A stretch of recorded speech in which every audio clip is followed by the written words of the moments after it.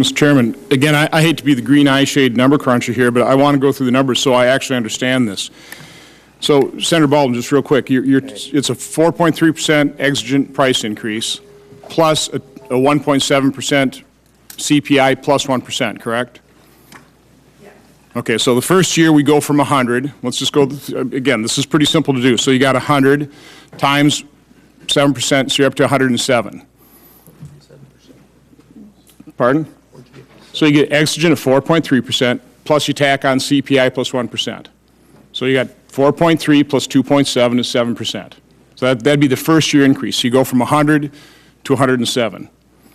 Then the next year... Let me just interrupt for just a second. I'm going to ask our Deputy Postmaster General just to sit at the table. I want to get ready for some clarification, Ron, if you would, please. Go ahead, Senator Johnson. So again, I just want to do this pretty simply. So now you're 107. So the next year would just be CPI plus 1%, correct? So the next year... Make sure your mic's on, please. Is it another 4.3%? 7% total the next year. So it would be another 7%. So compounded, that would be 114.49 or 14. No, that's right. So and then the next year, you get, another 7. Compounded, it's 122.5. So do we get 4.3% plus 2%, and then so 7% one year, 7% the next year, or is it 2.7% the next year? That's what I'm trying to figure out. Isn't the 4.3% the first year, and that is so it goes up 4.3 plus 2.7 gives you 107, correct? The next year price increases CPI plus 1%, correct? I think that's exactly right. So then you don't want to double count the exigent, and I think that's what's part of what's going on. But it's being baked into the baseline, so you have to keep. But when you increase it 4.3%, it goes from 100 to 107. Now it's baked in.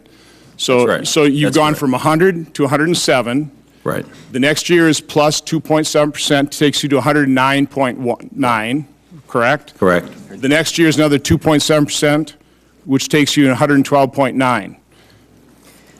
So after 3 years, you have a max. Well, with that inflation rate, you're at 12.9%. Correct. Now, is there some proposal where the exigent, the 4.3%, falls away? No, that's what the court is. I mean, that's what the PRC is. So the 4.3 may go away. So we're looking at under a 1.7% inflation rate as a maximum price increase of about 12.9%, not 22%. Am I getting that correct? No.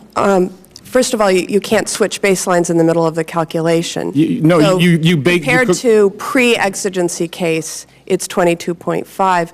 And then the other question in terms of the exigency staying, if we pass the bill as written, we've written it into law. We baked it into the baseline. But you only get a price increase once. So you start at 100. And then you get a 4.3% price increase plus 2.7. That's a 7% price increase. You're at 107. Right. Then the next year, you're just getting inflation plus 1. Correct. And so you go through, after 3 years, you're at 112.9. Correct. Okay? So that's a 12.9% maximum price increase. The other point I would make, and again, I'm from Wisconsin. I have the same concerns about our timber industry, our paper industry, and our print industry. I come from business. And I was actually in specialty business, which I actually accepted higher prices from my supplier so that I could maintain a stable price. The worst thing for me was volatility.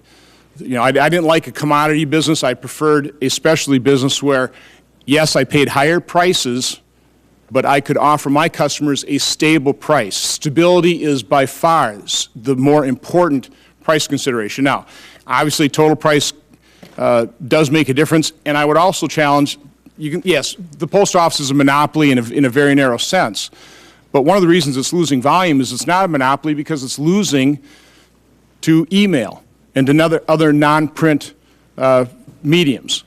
So again, I reject the claim that this is a monopoly pricing scheme. It's not. I mean, you guys are subject and you understand that. So again, from my standpoint, we're looking at a maximum price increase of about 12.9% over 3 years.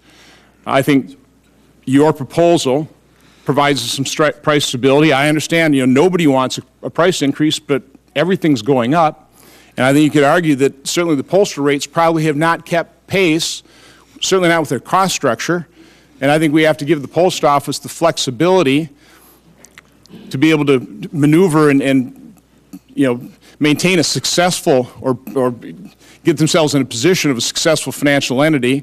That's what this compromise does. So, again, as much as I hate to see Wisconsin businesses increase costs and that could put jobs at risk, from my standpoint, as a United States Senator, my job is to protect the American taxpayer.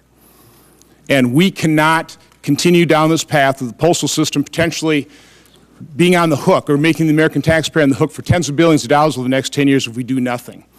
So again, that's why, Mr. Chairman and Ranking Member, I certainly appreciate what you've tried to do, and if this amendment causes this bill to fail, it's certainly not worth supporting. All right. Thank you. Dr. Coburn. I'd just like to add one other thing, if I could. The mailers are going to be